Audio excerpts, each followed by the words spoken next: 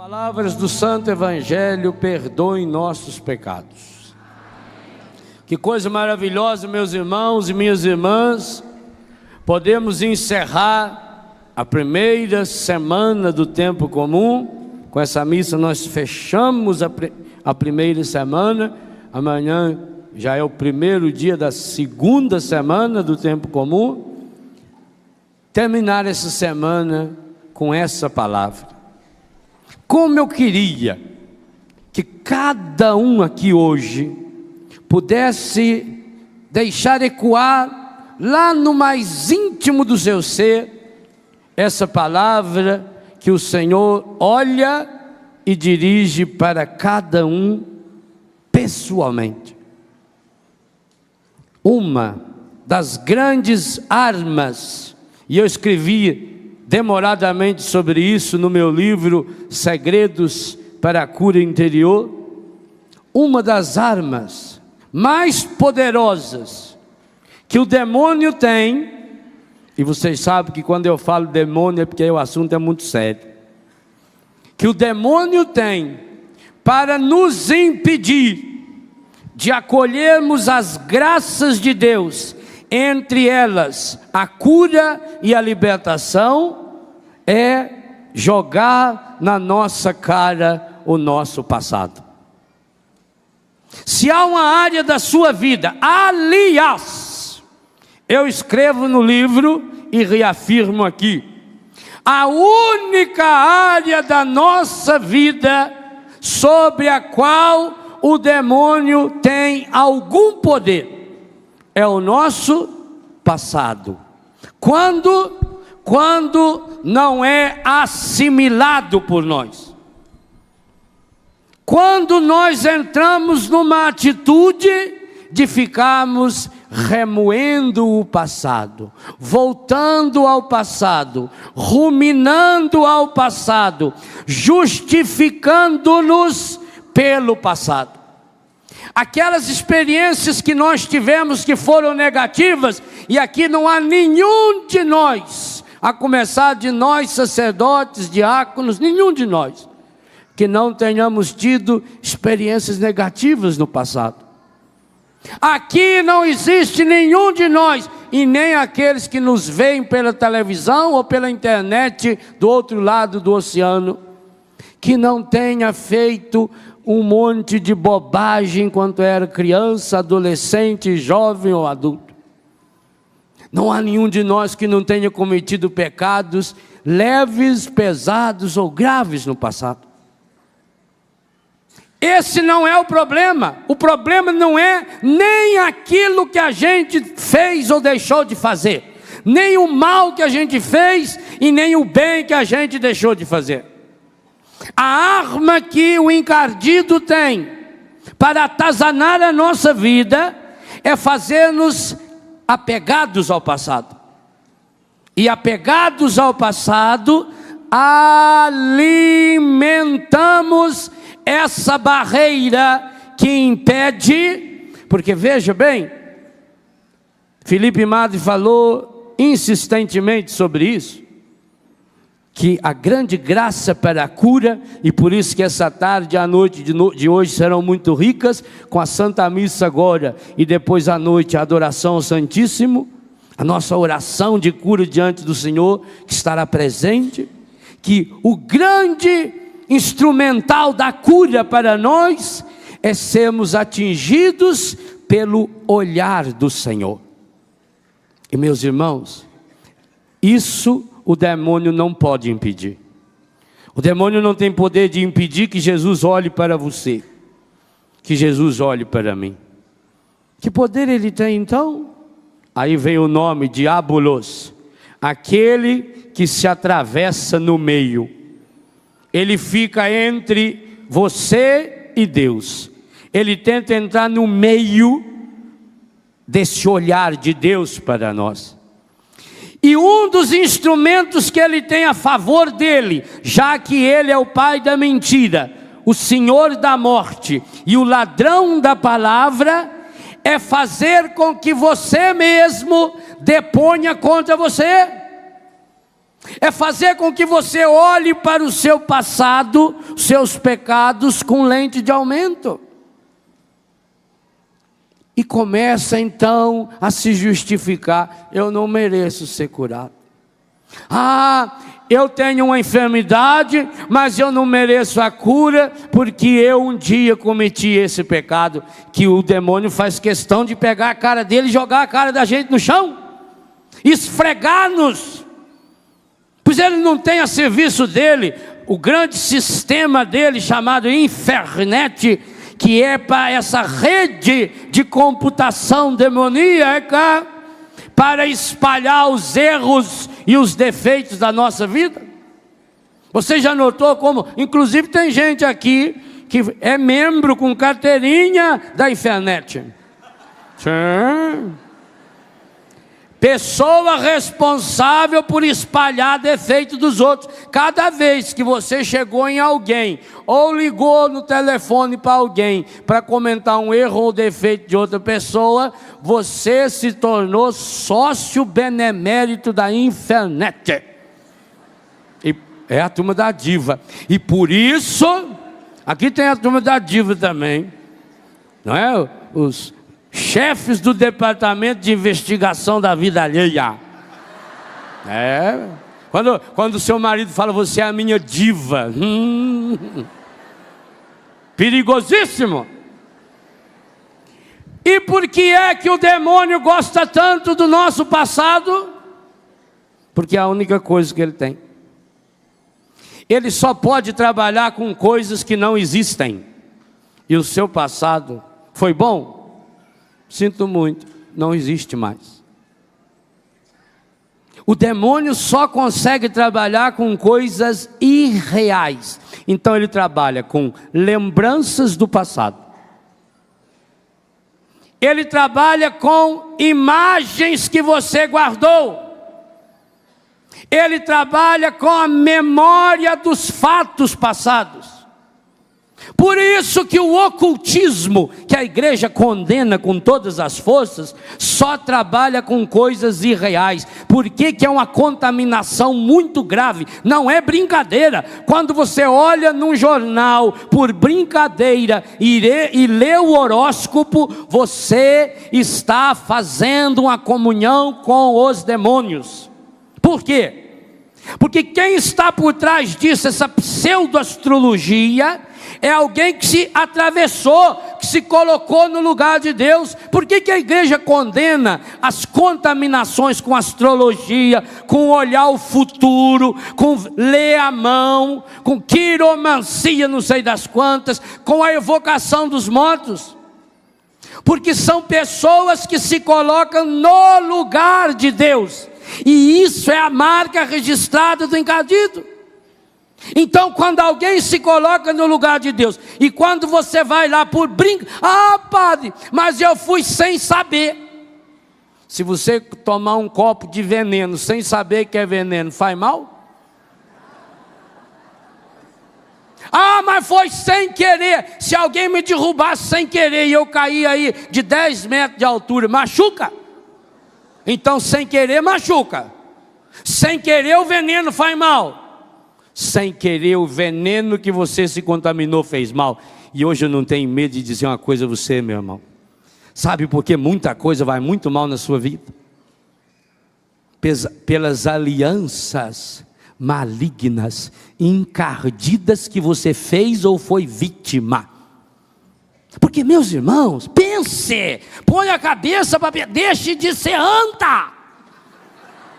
Se nós lutamos tanto para ter um canal de televisão que leve Jesus, e nós temos testemunhos maravilhosos de pessoas que são curadas pela televisão, o encardido sabe do poder dos meios de comunicação.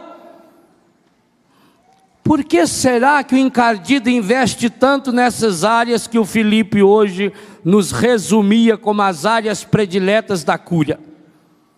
Lembra ainda quais são as áreas? Primeiro, ouvir, audição. Segundo, visão. Terceiro, paralisia.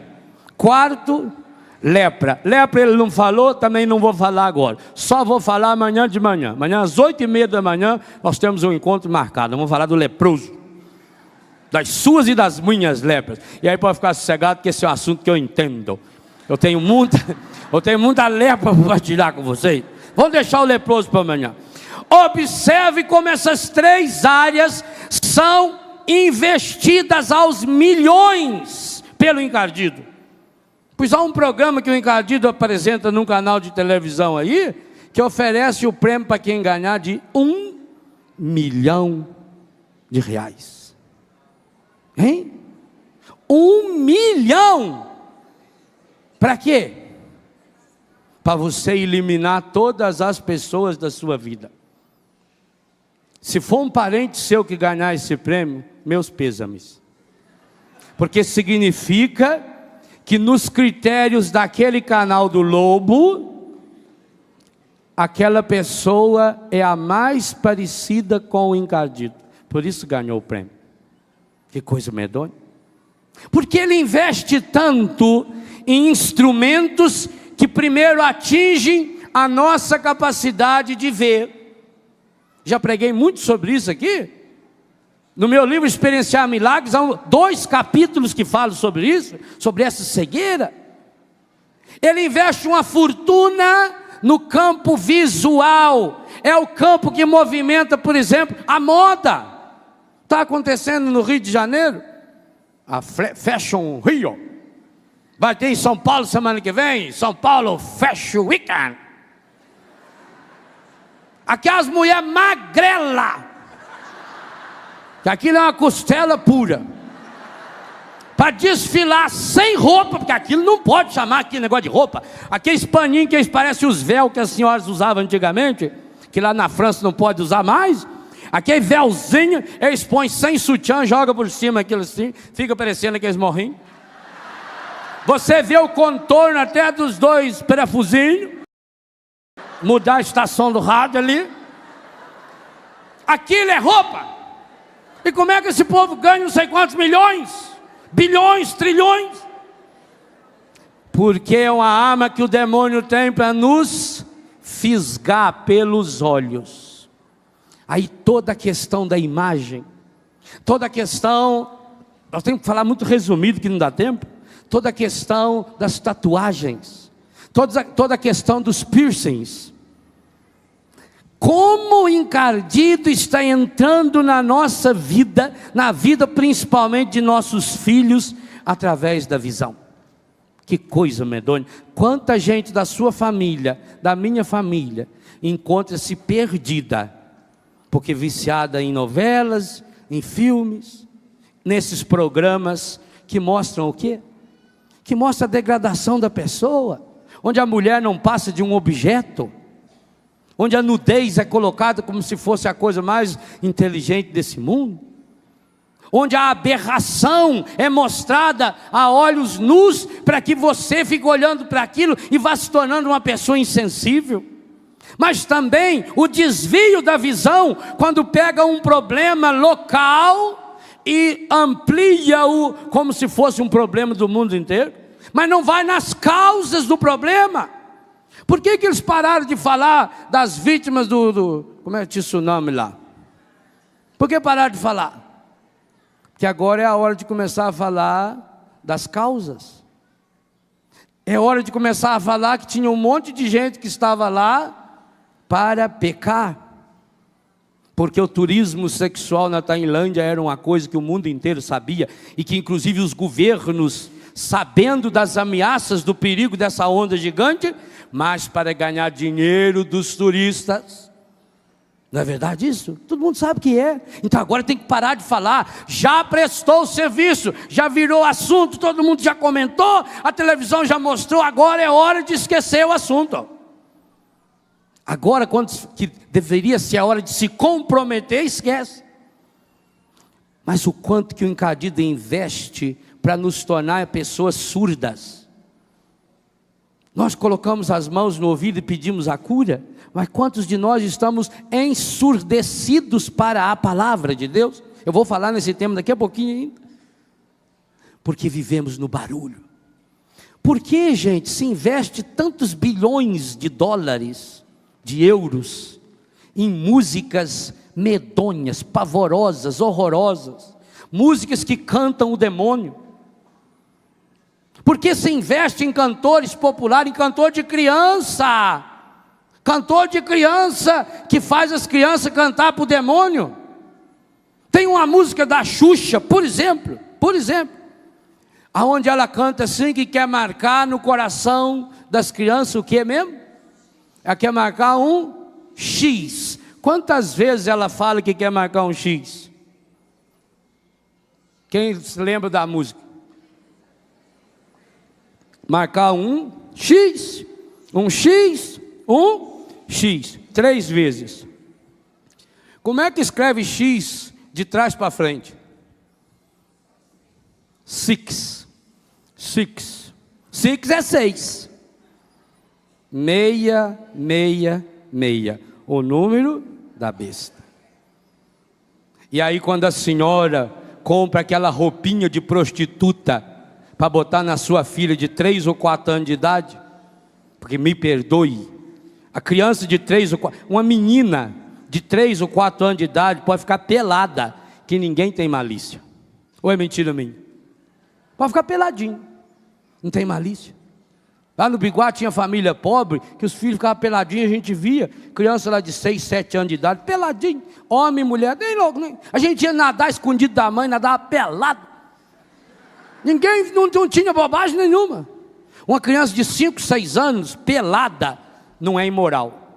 Agora uma criança de 2 ou 3 anos de idade, vestida de prostituta, com aquela micro sainha, com aquele bustier para tapar o quê? Ela não tem seio ainda. Com aquelas adereços no cabelo que só as prostitutas das novelas e dos programas infantis põem, com aquela sandália de prostituta. Aí quando acontece essas desgraças da pedofilia, por que não processa esse povo, gente? Sabe por que não processa? Porque eles estão do lado do príncipe desse mundo. E o príncipe desse mundo é o demônio. E você não pode estar mergulhado nesse mundo de trevas. Quantas e quantas pessoas que a gente ouve testemunho, quando encontram-se com o Senhor, a primeira coisa que faz é quebrar os discos de rock, os discos da música profana, da música estragada, porque hoje se sabe, a pessoa que vai ouvindo isso, vai aporcalhando o seu ouvido, vai se tornando uma pessoa contaminada. Por isso o barulho, por isso hoje tem encontros da igreja em que o povo tem medo do silêncio. Até no intervalo tem que pôr um alto-falante tocando música, porque a pessoa não consegue ficar em silêncio. Você também está vivendo essa surdez. E a paralisia? O mundo está nos transformando em pessoas paralíticas. Hoje não há muita diferença de uma pessoa que anda numa cadeira de roda para uma pessoa que anda com as pernas. Não tem muita diferença, porque ela pode ficar o tempo todo sentada no sofá, com um controle remoto na mão, aperta um botão, abre a porta, aperta um botão, fecha a janela, aperta um botão, dá descarga sozinho, aperta um botão, abre a água, você entra dentro do carro, a porta fecha sozinho, o vidro sobe, liga sozinho, liga o ar, não precisa nem ter marcha, é tudo paralítico, assim que estão nos transformando. Mas ao lado de tudo isso, qual é o objetivo do demônio? Fazer com que você não escute a palavra de Deus. Está aí na primeira leitura. Olha o comecinho da primeira leitura. A palavra de Deus é viva, eficaz, mais cortante do que qualquer espada de 2 gumes, penetra até dividir alma e espírito, articulações e medulas, ela julga os pensamentos e as intenções do coração. Por que que nós não temos medo? Nós não queremos, nós temos medo da palavra, porque a palavra vai e entra lá no íntimo do nosso ser. Por isso que em Mateus capítulo 13, Jesus diz que o demônio fica sempre dando um jeito de roubar a palavra. Você escuta a palavra, mas ele rouba a palavra. Só que no mesmo capítulo 13, logo para frente, quando fala do joio, diz que depois que ele rouba a palavra, ele vem e semeia o joio dentro da sua vida. E é o que Ele fez na vida de muitas pessoas aqui, é o que Ele fez na vida de muitos de nós, é o que Ele fez na vida de muitos de nós sacerdotes. Infelizmente, colegas nossos, que não temos mais tempo para a leitura, meditação e oração da palavra, que não damos mais ouvido à palavra, que temos compromisso com o jornal do dia, com estar a par de todos os assuntos do mundo moderno, mas que não debruçamos-nos sobre a palavra de Deus, sobre o Deus que nos fala, porque a palavra nos liberta de dentro para fora. É triste, queridos e queridas, a presença de um número tão grande de sacerdotes no acampamento de cura e libertação é uma profecia, é um sinal profético. Observem, porque muitos de nós sacerdotes que fomos ungidos, que tivemos nossas mãos ungidas para anunciar, testemunhar e fazer as pessoas tocarem o Senhor, hoje, porque deixamos de alimentar o coração com a palavra, estamos a serviço do encardido. Quantos de nós, sacerdotes religiosos e consagrados, estamos a serviço da divisão? Aonde o padre chega, chega a divisão, chega a fofoca, chega a calúnia, chega o pessimismo. Por quê? Porque muitos de nós sacerdotes somos bem capazes de passar uma noite inteira num comício político, somos capazes de falar sobre assuntos das mais diversas e variadas formas, mas não temos a coragem de pregar a palavra de Deus, porque ninguém pode dar aquilo que não tem, e como somos vazios, é profecia para nós, meus queridos irmãos padres, seminaristas e consagrados, é profecia. Precisamos ser homens e mulheres repletos desta palavra, para que essa palavra opere exatamente esse milagre que nós precisamos, que ela entre no mais íntimo do nosso ser, que ela arrebente aquelas coisas estragadas dentro de nós, que ela julgue os pensamentos e as intenções do nosso coração, que ela faça conosco o que está aqui, e não há criatura que possa ocultar-se diante dela, tudo está nu e descoberto aos seus olhos. Como nós precisamos de um mergulho dessa palavra, da força dessa palavra. Esse tem que ser um ano em que precisamos viver a força da palavra, a palavra que se faz carne, a palavra de Deus em nós. Não é à toa que foi recentemente inaugurado o maior espaço de evangelização do mundo, exclusivo para evangelização, está aqui, o maior espaço, não é à toa, não é à toa que Deus está nos dando meios de comunicação para que a gente possa chegar com essa palavra aos confins da terra. Não é à toa que hoje quase 2 milhões de pessoas a cada mês acessam o site da TV, do Sistema Canção Nova de Comunicação. Não é à toa. O povo tem fome da palavra, pois você, meu irmão, você, minha irmã, que é batizado, agora grave bem o que eu vou dizer, porque é uma coisa muito dura que São Mateus fala no capítulo 13. Ou você se torna semente de trigo, ou você se torna semente de joio. Também para nós sacerdotes. Ou nós somos a semente do trigo que se faz pão, da palavra que se faz pão, ou nós nos tornamos semeadores da palavra que dá vida, da palavra que cura, da palavra que levanta a paralisia do mundo, como essa palavra de Jesus para Mateus: segue-me, e diz que ele na hora se levantou. Ou nós somos sementes de joio. Chega. Muitos de nós aqui, a começar de nós sacerdotes, pelo nosso contra-testemunho, e muitos de nós aqui, leigos e leigas, cristãos e cristãs, estamos sendo semeadores de joio. Oh, meu irmão, tome hoje uma decisão fundamental na sua vida, para que você se torne canal de cura e libertação para o mundo. Pare de ser instrumento do encardido. É com tristeza que eu digo a você, é com tristeza que eu digo para você, minha irmã, menina, aqui tem moças que têm o corpo maravilhoso, embora eu não estou vendo, eu imagino. Tem moças e rapazes que têm o corpo fantástico, mas é uma pena que esse corpo tão bonito está sendo usado pelo demônio. Que pena. Há quantos aqui que têm uma inteligência brilhante, uma inteligência espetacular, um dom maravilhoso, mas está sendo usado pelo demônio? Quantos aqui têm dons artísticos que estão sendo usados pelo demônio?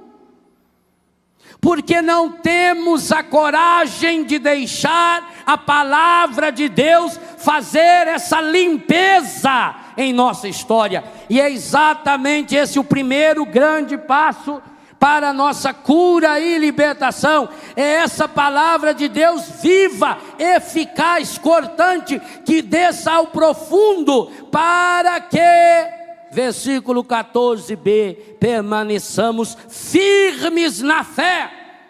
Essa expressão firmes na fé, não pense você que firmes na fé significa você estar parado sem se tremer. Firmes significa saudável. Você deve ter ouvido Felipe Madre falar a palavra santé, e a Gisela traduzir por saúde, por saudável. É mais ou menos a mesma ligação da palavra. A palavra firme significa cheio de saúde, tanto que o contrário de firme é infirmos, enfermo. Daí vem enfermaria, enfermidade, enfermeiro.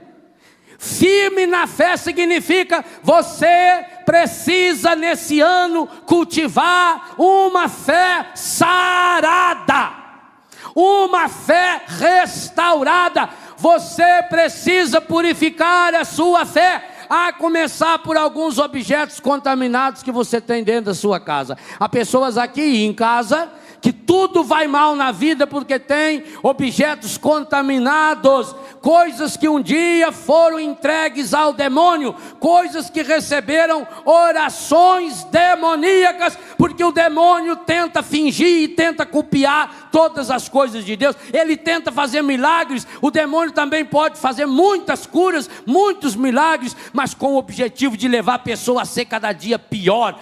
Os milagres do demônio levam a pessoa a ser cada dia mais centrada em si mesma, mais em si mesmada, mais voltada para si, menos generosa, menos doadora. Por isso que o tema desse acampamento é libertos para servir. Se eu não coloco os meus dons a serviço do reino, esse é um sinal claro de que o dom que eu recebi não está sendo usado pela graça de Deus, mas que infelizmente eu estou usando-o de forma contaminada e encardida. Quantos tem lá em casa objetos que veio de centro de macumba, roupa?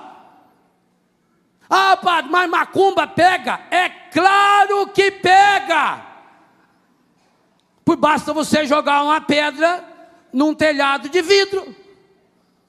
Se você jogar uma pedrada num telhado de aço, a pedra volta em você. Agora, se você jogar uma pedra num telhado de vidro, num telhado de pano, atravessa. Então, se a pessoa não está firme em Deus, e é claro, se ela foi num centro de macumba, é porque ela não está firme em Deus, é só deixar de ser besta. Então pega e faz um mal medonho. Aliás, muita gente aqui está com doença grave, porque foi contaminado num desses centros. Doença que está destruindo a família inteira. Quantas pessoas vítimas de bruxaria? Bruxaria é toda a experiência dessas pessoas aí que usam roupa, objeto pessoal, fotografia, nome da pessoa, que costura o nome da pessoa, bota na boca de sapo, joga na água. Objetos contaminados, cultos medonhos, pavorosos. O satanismo está se alastrando. E em nome de um pluralismo religioso, em nome da liberdade religiosa, em nome dessa pseudo-liberdade, essa falsa liberdade, as pessoas estão se contaminando dentro de casa. Ou você acha que um casal que leva um DVD ou um filme pornográfico e passa na televisão do seu quarto, você acha que aquele ambiente não fica contaminado?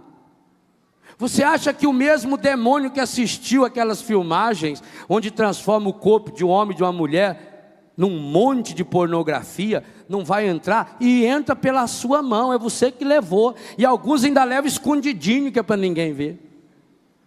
Foi assim que o demônio entrou. Você notou? Talvez até tenha melhorado por alguns dias o seu desempenho físico sexual. Mas e depois? Você notou como que depois, e isso eu já ouvi de muitos casais, depois você começou a precisar fazer o que o filme fazia? Você começou a abestalhar o seu relacionamento? E hoje vocês não se suportam? Não pense você que foi o amor que acabou. Não, amor não acaba. Amor muda. Amor é igual a fé, se não é alimentado, ele vai diminuindo, fica só aquela cinzazinha, aí precisa do sopro para voltar. Você já notou como o seu matrimônio vai mal? E talvez você fica pondo desculpas, porque fulano fez isso, é por causa daquilo. Não é não, hoje eu vou ter que dizer para você com todas as letras, é porque você abriu uma brecha para o encardido dentro da sua casa. E enquanto ele não sair de lá, o seu matrimônio não vai melhorar, o seu filho não vai conseguir se libertar da droga, sua filha não vai sair dessa vida prostituída que está vivendo, e aquele clima da sua família, de discussão, de briga, de ofensas, igualzinho o testemunho daquele senhor paralítico lá em Lourdes, enquanto o demônio não sair de dentro da sua casa, nada melhora, e só tem um jeito do demônio sair de dentro da sua casa: leve Jesus lá para dentro. A hora que Jesus chega, meu filho, ele vai embora. Leve Nossa Senhora. Quantas vezes que eu deito na minha cama hoje, como um homem que tenho quase 300 filhos, que já tenho a maior parte dos meus cabelos brancos, embora eu mesmo os pintei de branco, que é para combinar com a hóstia. Fica uma coisa, na televisão fica mais, fotografia melhor. Quantas vezes que eu deito no meu travesseiro e diante dos problemas que acontecem com os meus filhos, os meus consagrados, eu começo a rezar e a pedir a força de Deus. Quantas vezes eu me lembro de mamãe, quem sabe mamãe está assistindo, benção mãe. Me lembro de mamãe, quando ela enfiava embaixo do colchão uma santa correia que ela tinha. Uma santa correia mesmo, não é aquela que ela dava na gente não, com aquela ela não dava na gente, graças a Deus. Ou senão, palha benta do domingo de Ramos. Como é que a nossa mãe simples, sem estudo, lá do Biguá, como é que ela sabia que precisava ligar algo de sagrado na cama do filho? Como é que nossas mães sabiam disso? E hoje, ô mãe, ô pai, me desculpa a honestidade que eu tenho que falar com você, estou até falando num tom mais baixo, que é para não machucar muito. O que você está pondo na cama do seu filho? Ou você bota Deus, ou o encardido não vai sair de lá. É hora de abrirmos escancaradamente as portas do nosso coração, para que o Senhor entre, esteja em nosso meio, e nós possamos dizer lá dentro da nossa casa que nós o vemos, porque há um apelo no coração da sua e da minha família: queremos ver Jesus. Mais do que isso, nesse acampamento nós estamos aprendendo: queremos ser vistos por Jesus.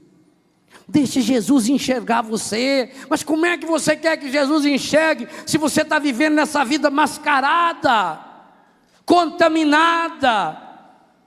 Você que diz que acredita em tudo, quem diz que acredita em tudo não acredita em nada, e quem diz que não acredita em nada, acredita em tudo. O ser humano moderno, eu falei isso semana passada no Recife, o ser humano moderno, ele só acredita nele mesmo. É hora de um salto na fé. Para isso, você precisa entregar hoje o seu passado para Deus. Vou insistir nessa missa e vou insistir na adoração hoje à noite. Você precisa entregar. E o que é que significa? E também vou insistir nisso amanhã, 8h30 da manhã, quando falarmos do leproso curado. Por que eu estou insistindo nisso? Porque você hoje precisa fazer como Levi, como Mateus no Evangelho. Você precisa dar um salto. Você precisa levantar-se. Lembrou do que o Filipe ensinou sobre levantar-se?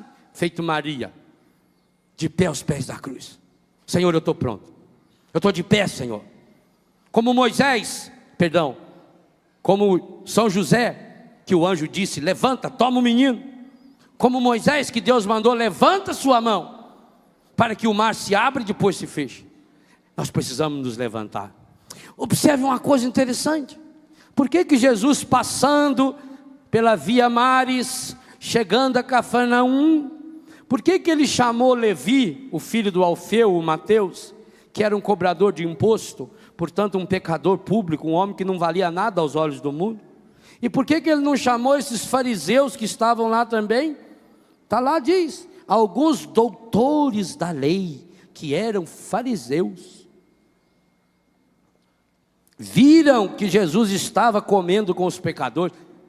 Mas coisa interessante, aqui Jesus tem desse lado, um pecador público, Mateus, o Levi, cobrador de impostos. Desse lado ele tem doutores da lei. Quem você acha que a lógica humana escolheria? Quando uma empresa vai escolher um cargo de chefia, ela tem 2 currículum vitae. Bonito, né? Currículum vitae. 2. De um está escrito assim, fulano de tal, seu nome. Doutor em informática. Pós-graduação em Harvard, MBA em Boston, pós-MBA em Chicago, menção honrosa da Microsoft, mais ou menos, né? E o lado de cá está analfabeto de pai e mãe, nunca viu um computador na vida, e além disso tem comentários de que andou roubando uns computadores da turma dos vizinhos. Qual dos dois você escolheria para ser chefe na sua empresa de computação? Não minta. Quem? Quem o mundo escolhe? E por que Jesus escolheu Mateus? Sabe por quê? Jesus preferiu escolher uma pedra bruta do que uma joia que tinha sido lapidada pelo encardido. Jesus é espetacular. Sabe por quê? Porque se ele tivesse chamado o fariseu, doutor da lei, a única coisa que o doutor da lei ia fazer era subir num pedestal, colocar uma roupa maior ainda e dizer, eu fui chamado. Mas o Mateus não valia nada. Assim que ele foi chamado e seguiu Jesus, o que ele fez? Isso eu acho espetacular. Por isso eu escrevi o meu livro Corações Curados. O que o Mateus fez? Levou Jesus para jantar na casa dele. Ou você não prestou atenção no Evangelho, ou eu li onde não estava escrito isso. Levi se levantou e seguiu. E aconteceu que, estando à mesa na casa de Levi, é engraçado que Jesus fala para Levi, segue-me. Sim, Senhor, e para onde nós vamos? Para a sua casa. Vamos jantar lá, eu e meus colegas. Estando Jesus sentado na casa do Levi, à mesa, muitos cobradores de impostos e pecadores também estavam à mesa com... Gente, Jesus é espetacular, porque ele convidou Levi, porque ele convidou Mateus, porque sabia que ao convidar Mateus, o Mateus logo ia chamar um monte de gente igual ele, que não valia nada, para ir sentar-se à mesa com Jesus. Foi por isso que ele me chamou.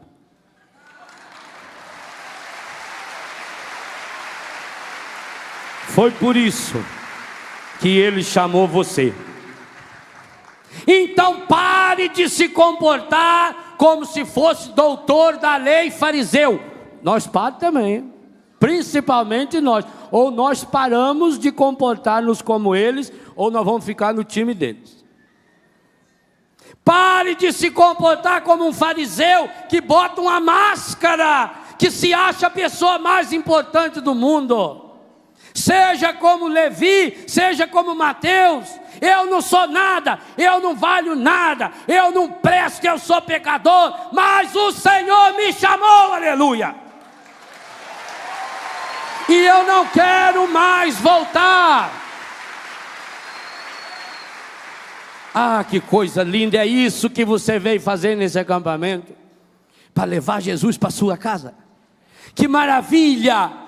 Se amanhã à noite, ou segunda ou terça, quando você estiver em casa pela primeira vez, em torno da mesa, ao redor da mesa da sua casa, puderem estar outras pessoas iguais a você, para receber o Jesus vivo que você encontrou aqui.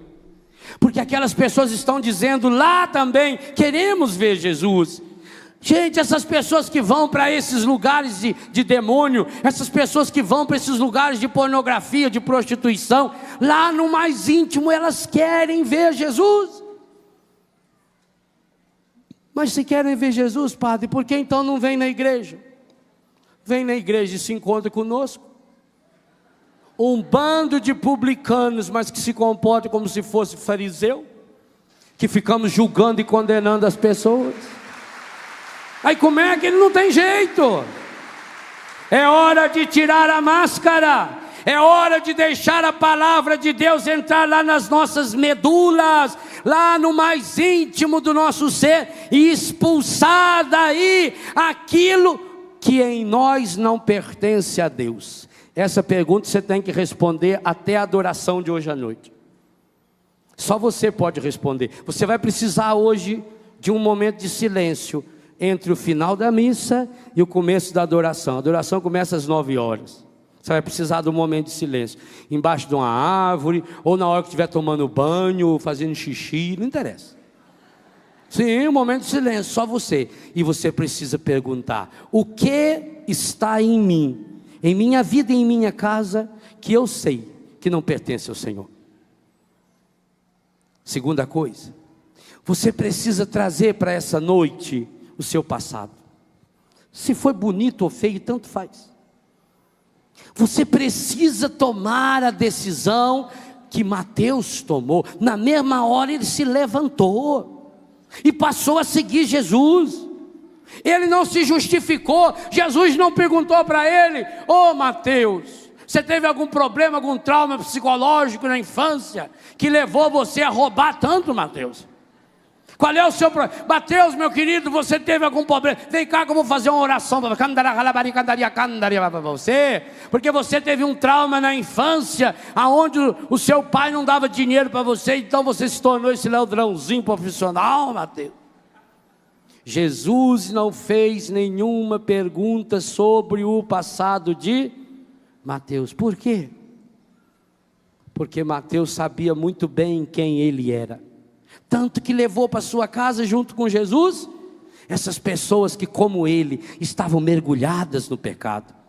É isso que nós precisamos nos tornar. Nós precisamos ser pessoas libertas para servir e não para outra coisa. Por que que Deus vai me curar? Em primeiro lugar, porque Ele me ama com amor infinito, com amor eterno, e não há nenhum pecado que você tenha cometido nesse mundo que possa impedir o amor de Deus de chegar até você. Essa é a grande certeza que Jesus veio nos falar. A grande certeza que a Bíblia nos dá não é de que existe pecado em nossa vida, coisa maravilhosa. A Bíblia não veio no mundo para mostrar você tem pecado, você tem pecado. Essa não é a função pedagógica da Bíblia. A função pedagógica da Bíblia é dizer: Deus é maior que o seu pecado. Essa é a verdade fundamental da Bíblia. A verdade fundamental da Bíblia não é explicar as causas da doença. O próprio catecismo da Igreja Católica afirma que há uma intimidade entre a doença e o pecado, que há uma íntima relação, que nós não sabemos bem qual é. Sabemos que ela existe, mas o mesmo catecismo afirma: o nosso Deus é maior do que as nossas enfermidades, sejam elas quais forem, sejam físicas, psíquicas, afetivas, sexuais, espirituais. Deus é maior. Outra coisa fundamental que nós precisamos tomar posse para pormos em andamento a graça da cura em nossa vida: nossos pecados já foram derrotados pelo sangue de nosso Senhor Jesus Cristo no Calvário. Ele tomou sobre si as nossas enfermidades. E se há uma coisa que nós não podemos duvidar, é de que Jesus fosse a verdade, de que Jesus falasse a verdade. E entre as muitas verdades que Jesus falou, talvez você até não possa não aceitar a partir da sua visão de mundo, de Deus ou de igreja, mas não negue, por favor. Porque quando Jesus falou da ação do maligno no mundo, Jesus não estava falando pura e simplesmente de uma forçazinha mental negativa, a somatória do mal que existe entre nós. Não, Jesus estava falando de um anjo decaído, do príncipe desse mundo, que tem ódio terrível de Deus e ódio terrível do ser humano. Não pense você, meu irmão, minha irmã, meu filho, minha filha, que o demônio ama você. Ele não ama ninguém. Ele não tem amor, ele é ódio puro. Ele tem ódio de você, ele tem horror a você. E se ele hoje está dando aquilo que você quer, é só para adoçar a sua boca e depois jogar o anzol e pescar você. Porque depois que você estiver no anzol dele, então ele vai fazer de você gato e sapato. Olha no que o demônio transforma as pessoas quando ele consegue dominá-las. Quando o demônio consegue possuir uma pessoa, a pessoa fica fisicamente deformada, a pessoa fede enxofre. E quantos estão indo por esse caminho, infelizmente? Porque ele tem ódio de Deus, ele tem ódio do ser humano, ele quer nos perder. A única coisa que o demônio quer, porque ele sabe que ele foi derrotado, ele sabe que foi derrotado. A única coisa que ele quer é diminuir os méritos da vitória de Jesus sobre a sua e a minha vida. Mas nós não vamos permitir. Essa tem que ser uma decisão desse acampamento. Não vamos permitir que por influência maligna, por influência estragada, o demônio diminua a vitória de Deus em minha vida. Eu não sou perdedor, eu sou vencedor. Em Cristo somos mais do que vencedores. Isso é certeza de fé. Mas Jesus venceu na cruz, Jesus derrotou o inimigo, Maria pisou a cabeça da serpente. Mais do que isso, Jesus desceu à mansão dos mortos, no quinto dos infernos, para tirar de lá aquelas almas que estavam lá por ignorância, a começar de Adão. A primeira alma que Jesus Cristo tirou lá da mansão dos mortos foi Adão.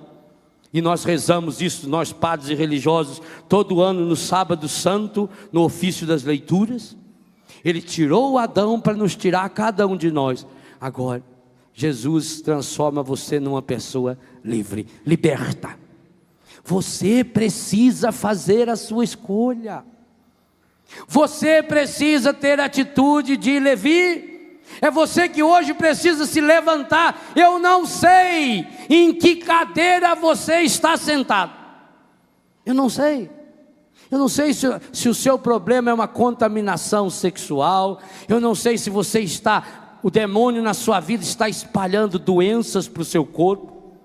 Ô meu irmão, nós temos que começar a pensar segundo a nossa fé. Quantos aqui estão já há anos tomando remédio? Vai no médico, vai no outro, toma remédio, faz tratamento, cura aqui e a doença aparece em outro lugar. Faz os exames, não aparece nada. Ô meu irmão, é hora da gente ser humilde e reconhecer, peraí, aqui poderá ter uma influência maligna sim. Nós não estamos falando numa atitude de criança, numa atitude infantil, teologicamente infantil, como muitos têm, que se cair uma lâmpada dessa aqui é capaz de dizer que é o demônio que empurrou. Ele não tem esse poder não, isso é infantilismo. Nós não estamos caindo no infantilismo, mas nós temos que pensar que existem causas e consequências. Se a própria ciência diz, olha, eu não consigo entender qual é a causa, eu não consigo entender, porque, veja, tudo que eu podia fazer para você melhorar, eu já fiz. É a ciência que está dizendo para você, pode ter aqui uma contaminação espiritual. Talvez tenha sido seu avô, sua avó, seu pai, sua mãe, padrinho e madrinha. Tome muito cuidado em quem você leva para padrinho e madrinha de batismo, de crisma, de ordenação. Padrinho e madrinha, seja do que for, muito cuidado. Porque como eles têm o poder de abençoar você, eles têm o poder de amaldiçoar você. O mal é uma realidade objetiva? Pode ser que dentro da sua família, não fala que tem família de suicida, família que vem matando umas às outras, existe, infelizmente existe, isso é real, isso é teológico, isso é maturidade espiritual, e eu desafio os teólogos ou outros que se dizem tais, a dizer que eu estou errado, mas por favor, primeiro neguem o catecismo, depois venham me negar, porque o catecismo é muito maior do que eu e afirmo o que eu estou afirmando. Há situações de contaminação na sua vida, situações muito sérias.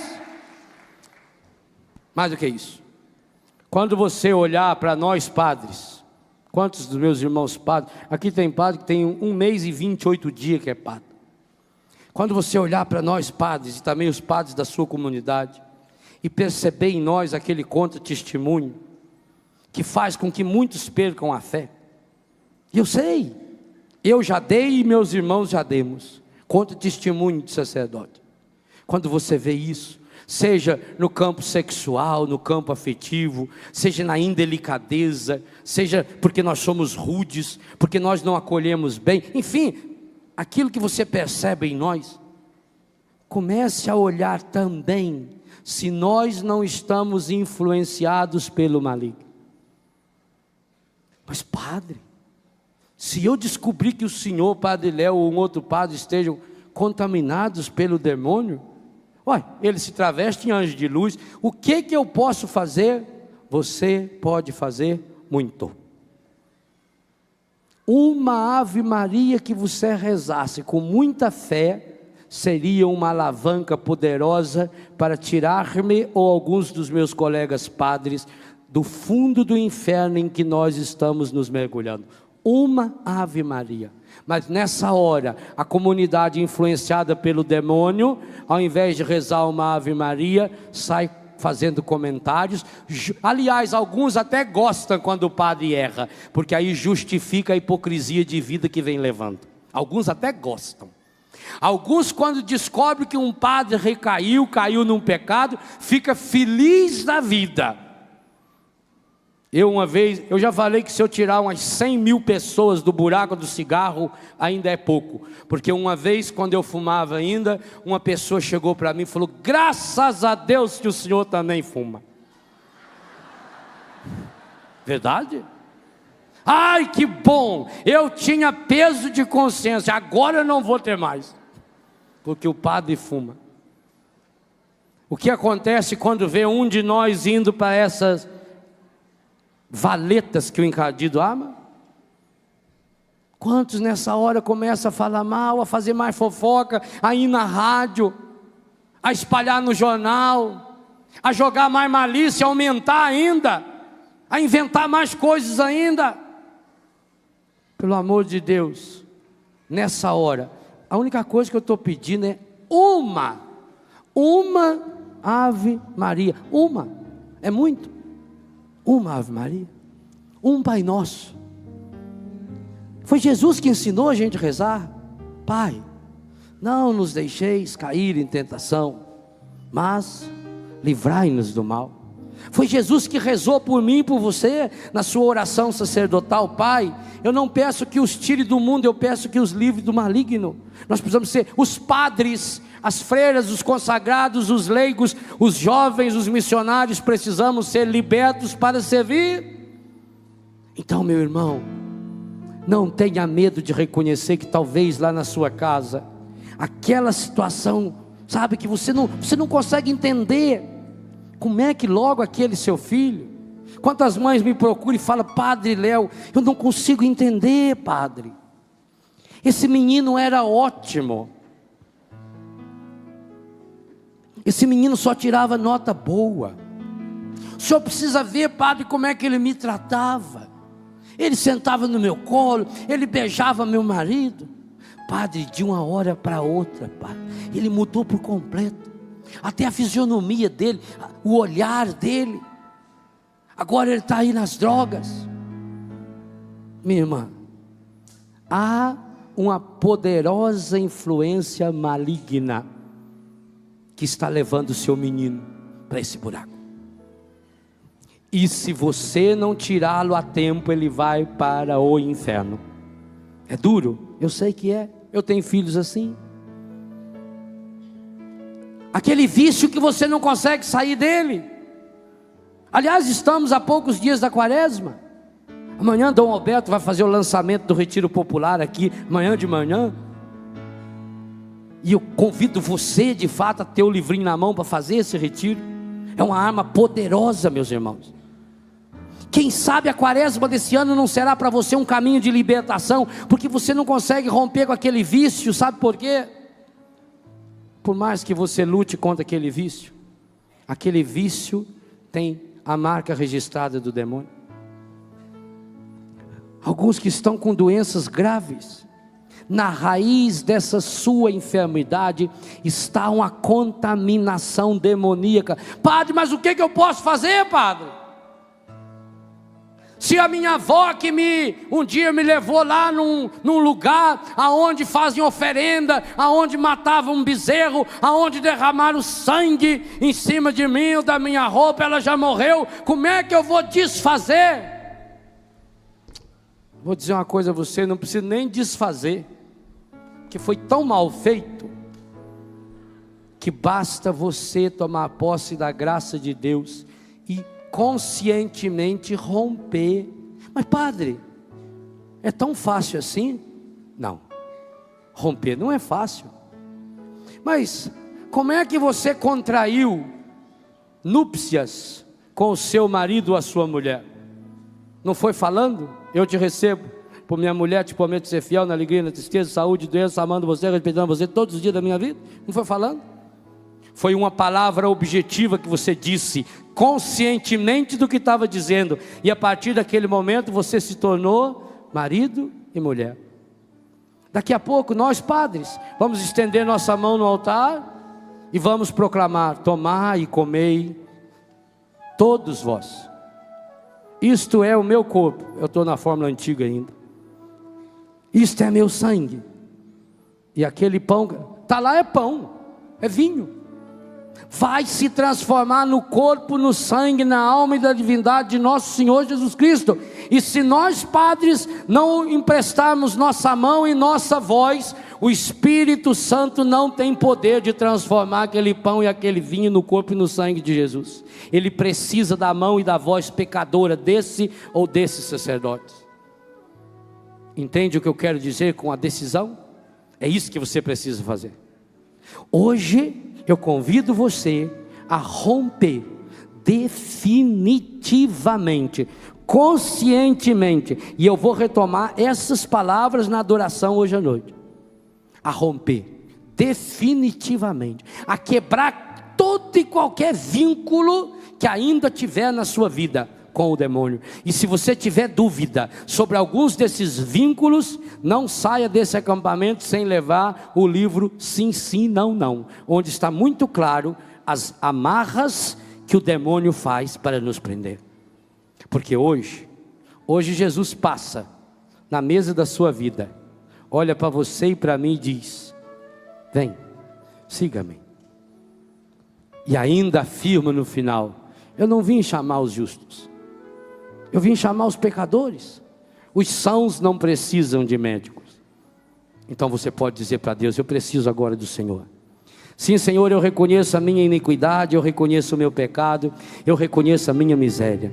Eu preciso da tua graça, Senhor. Vá se pondo de pé, nessa atitude de um exército que assume, que acolhe a graça de Deus na sua vida. Senhor, eu necessito, Senhor, eu necessito mergulhar hoje a minha história, Senhor, no seu coração chagado.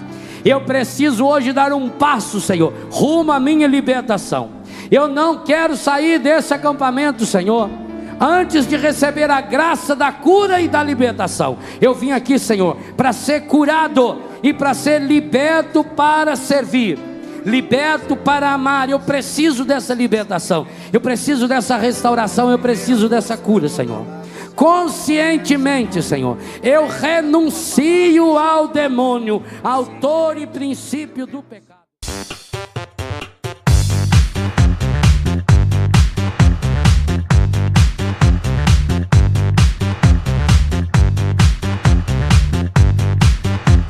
CançãoNovaPlay.com. Assine já!